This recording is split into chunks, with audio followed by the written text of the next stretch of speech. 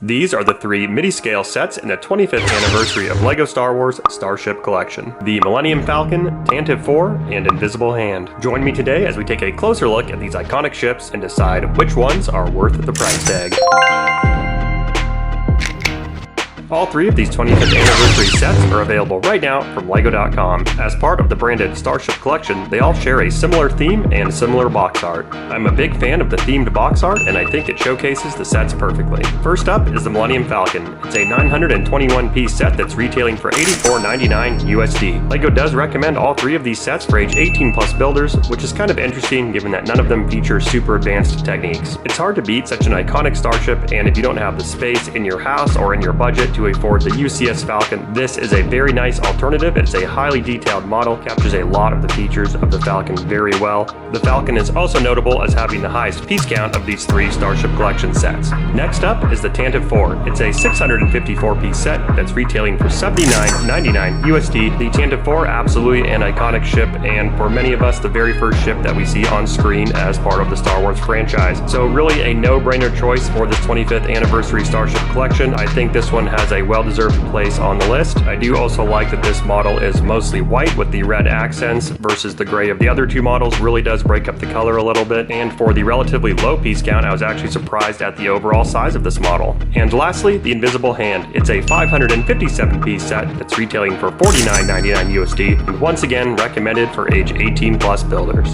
The Invisible Hand being, of course, here the only set that hails from the prequel trilogies, and a very good choice. I do appreciate that LEGO picked a CIS flagship to include in the Starship collection, seeing as we really don't have a lot of those in other LEGO sets up to this point. Of course, the only other official LEGO CIS flagship being the Malevolence, which I did review here, but definitely a unique set with the Invisible Hand, and probably my second favorite of these 3 sets. When displayed together, the instructions are all uniform, and this has a very nice theme that ties all 3 of these sets together, and some very cool profile looks for each of these models. And a closer look at the Tantive IV here. This one is probably my least favorite of the 3 models. Granted, I do like all the models. I think they're all very iconic ships. I think they're all represented well in LEGO. But overall, this one, despite the color scheme and the awesome engine bay, seems to be fairly lackluster. It does include several stickers as well, which we'll get to a bit later in the video, but really not a fan of those stickers for this price point, especially as the set is marketed to collectors. There's some really great detailing on the set. There's also some kind of unfinished detailing like the radar dish. I feel like they could have smoothed that out a little bit more, but overall, I'm glad to have the set in my collection. Definitely not my favorite. The Invisible Hand, definitely my second favorite on the list. I am, of course, a sucker for those CIS flagship models, and this one, the scales just super nicely here. They did an awesome job with the bridge, the front command deck, the striping on the side looks amazing. This one does have some stickers as well, but they're not quite featured as prominently as on the Tantive IV, so overall blends in quite a bit better. The Invisible Hand also features several awesome Easter eggs. The model does, of course, break in half, just like it does in Episode 3, and there are some built surprises inside the hangar bay. The Tantive IV had some Easter eggs as well.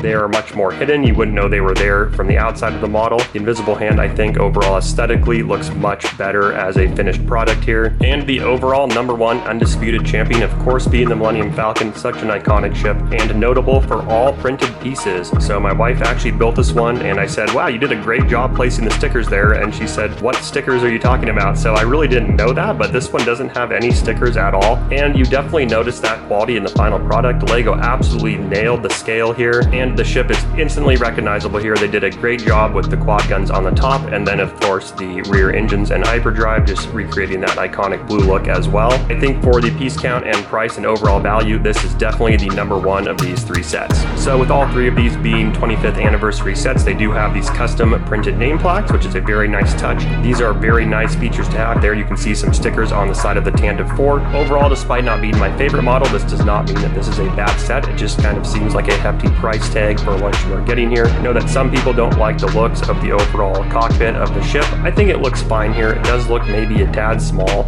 but for a Midi scale ship, I don't know how many more options that LEGO really had here. There's a fun Easter egg on the side there where one of these skate pods is missing. And since I don't have any Tantive IV sets yet, besides of course the new Boarding the Tantive IV, this is actually really nice to have in my collection. I do like that these sets are scaled down more. They are much easier to display. The detailing is very good. They are instantly recognizable, even for people who aren't really big Star Wars fans. So I really like the displayability of these models. I like how quick they are to build. I like the price point on these. So I believe believe if you buy all 3 of these sets, it comes out to $214.97 USD, which is just under the price of a single UCS set. And for some people, that could be a really good deal. If you don't have the space to display one giant UCS set, you can get all 3 of these different ships, 3 different building experiences, 3 unique builds, very iconic sets, basically just scaled down collector's models, to be honest. And I really like this idea. I know personally that I struggle with having enough space to display Lego models, especially with all the big UCS sets coming out, and they just keep getting bigger and bigger.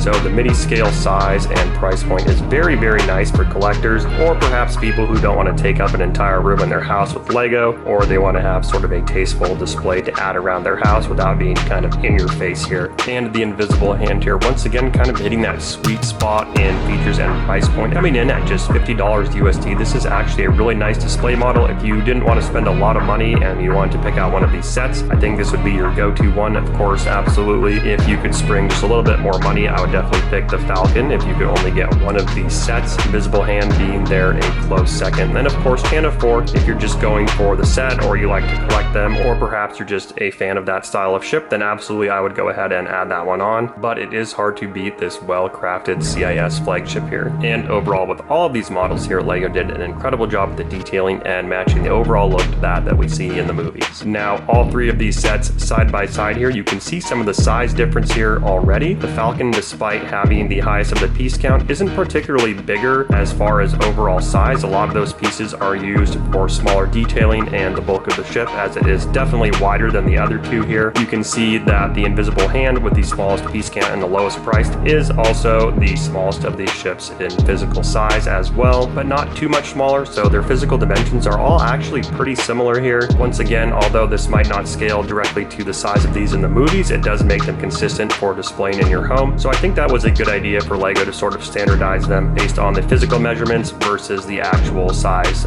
scaling in the movies here. Otherwise, something like the invisible hand would be absolutely massive compared to the Falcon or the Tantive IV, and at that point you're pretty much just looking at a full-scale UCS set instead of a Midi, so I think this was a good compromise here. The Falcon with a very cool off-kilter display stand there, giving it a nice flight angle, and then just a sort of straighter display stand here for the Tantive IV and invisible hand. And here at Chris Bricks, we are of course all about the minifigures, and these sets are notable in that they don't have any minifigures. So if you really are a minifigure fan, I can get not wanting to spend the $220 here to get these 3 sets, given that you get absolutely 0 minifigures here. I know that a lot of collectors are looking at the long-term value of those figures, and then of course just collecting the ones that they like. So I think with the 25th anniversary theme, it would have been really fun for LEGO to include a minifigure with these mini scale sets. They don't always traditionally do that, however, so it's not necessarily out of the ordinary that there aren't any minifigures here. I think it just would have been a great excuse with the 25th anniversary of LEGO Star Wars to put in some of those iconic minifigures, maybe give us some exclusives to go along with that anniversary celebration. And a closer look at some of these stickers here, or in this case, just the printed pieces, which look absolutely amazing on the Falcon. You can see how professional and clean that these look. There are no application errors. They're all completely uniform. This is definitely more of a collector grade printing versus here the Tantive IV. I have some fat fingers, so I'm not very good at putting stickers on, and this one had a ton of stickers, so it was actually kind of frustrating, and they're featured pretty prominently on big pieces. Really was not a fan of that. And then sort of these subtle stickers here on the invisible hand. Once again, I did my best, so don't judge me too harshly here. So to recap here, all of the currently available 25th anniversary Starship collection sets. I really do like each of these models for what they are. I'm glad I picked up all 3 of these. However, as I mentioned before, if you're looking at just getting perhaps one of these sets, I would definitely spring for the Millennium Falcon, just for the overall design, the fact that it has printed pieces and no stickers, and then of course just for the iconic nostalgia of that ship. So there you have it, my thoughts on these 3 25th anniversary sets. Please like and subscribe and comment below your thoughts on the 25th anniversary LEGO Star Wars Starship collection sets.